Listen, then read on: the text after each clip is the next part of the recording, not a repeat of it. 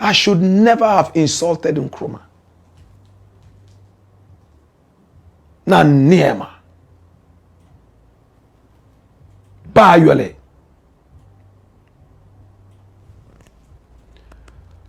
Better late than never. And who is saying this? Napo. Very arrogant guy. Little respect for people.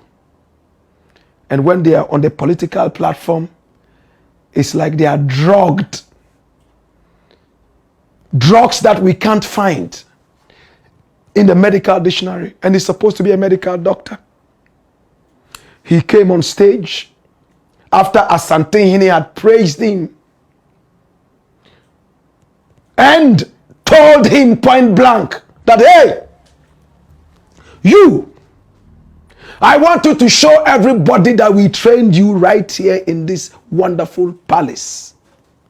You are well behaved, but I hear some people say you are not. Prove to them. And everybody applauded. But it's in his DNA. Character. Right there. You can't hide it. You see, Subai, it is a insane. Uchu mutain kra. Ebepui. A few minutes later, he came on stage.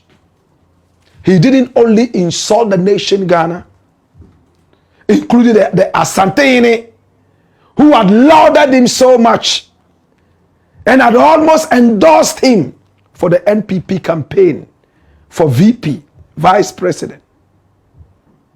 He insulted the greatest African from our country and beyond.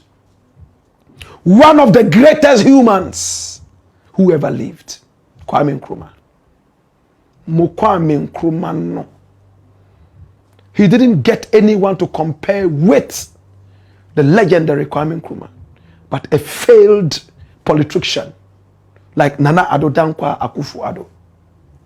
He wanted to find a way of paying back Nana Addo for forcing him as a bitter pill down the throat of Bawumia to be taken or selected as the running mate.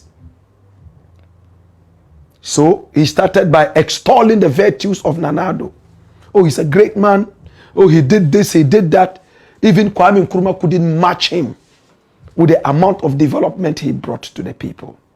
Such a joker. Such a comedian.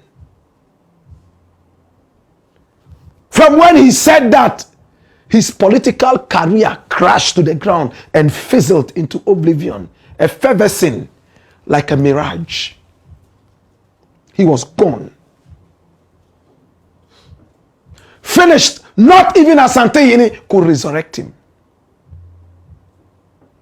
The only man who can resurrect the career of Napo has not been born yet.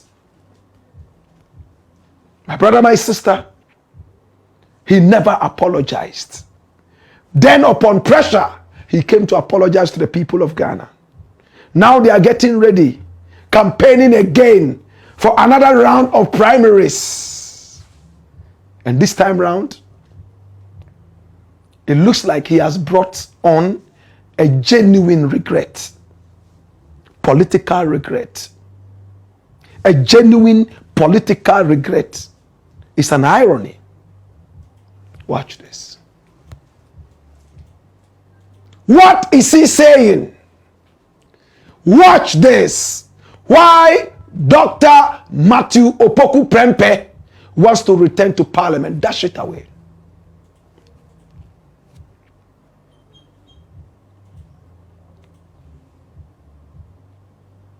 He has come out to say that he has regretted insulting Kwame Nkrumah. Now listen to his ambition. He wants to return to parliament. This time round, not as an MP.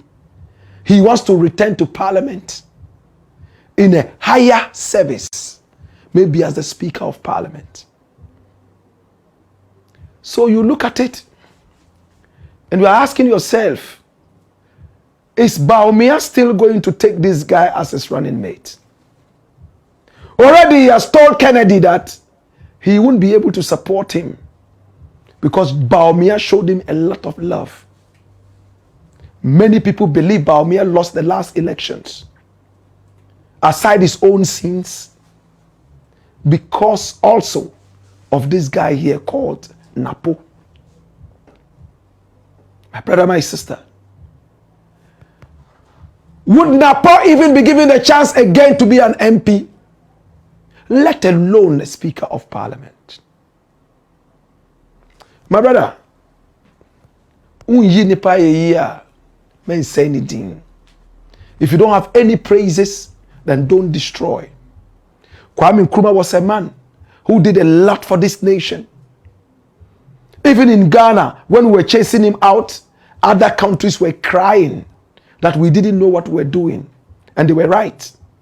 A few years after we chased him out and he died in exile, we started to shift him towards the land of martyrdom. He was martyred. You see the martyrs of Uganda? Nkrumah became the martyr of Africa. His martyrdom surpassed every other one. When he died, he didn't even have a house in his name. Such a great man. He was only thinking about Ghana, thinking about Africa. And the kind of development he brought to us was not only physical, spiritual, and intellectual. He wrote books that many scholars rate even more than the Bible sometimes. There are some scholars who hold Kwame Nkrumah's book just like a Christian holds the Bible. There are some scholars who cannot go a day without affiliating with Kwame Nkrumah. But this guy came here and insulted the man, Pasa. Today he says that he wished he had never done it. I want to believe that this is not a political gimmick, because I know these people don't love Kwame Nkrumah. These NPP people. It's only Kennedy Japan who came out and said point blank that, listen, I'm a Buzia Dankwa guy, but I love Kwame Nkrumah. I think he was the greatest African. Only Kennedy Japan. Will Nanado say this? No, he will never say that. Nanado said that Kwame Nkrumah played a very important role in our independence. But he was not the founder. He was one of the founders. And the history about this is clear. We also saw a lot of these Buzia Dankwa people, what they did in removing Kwame Nkrumah and reversing our progress, retrogressing us several years back. Today, we would have been more developed than England. We would have been more developed than America if Kwame Nkrumah was still here. Or Kwame Nkrumah had been allowed to run his full term. Even without Kwame Nkrumah, see where we have reached.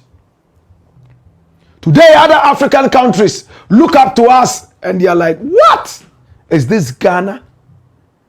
Some Nigerians even make a joke and say that when you enter Ghana, you know that you are no more in Africa. Napo says he should never have insulted Kwame Nkrumah. At first he tried to explain how it was not an insult. He was arrogant about it, but the backlash has been so tremendous, and trust me, it's permanent. He has lost it. If Baumia wants to get a bit of votes, I don't think that partnering with this anti-Nkrumahist, Baumia's father himself was an Nkrumahist. Some people, they kill their own political careers with their tongues.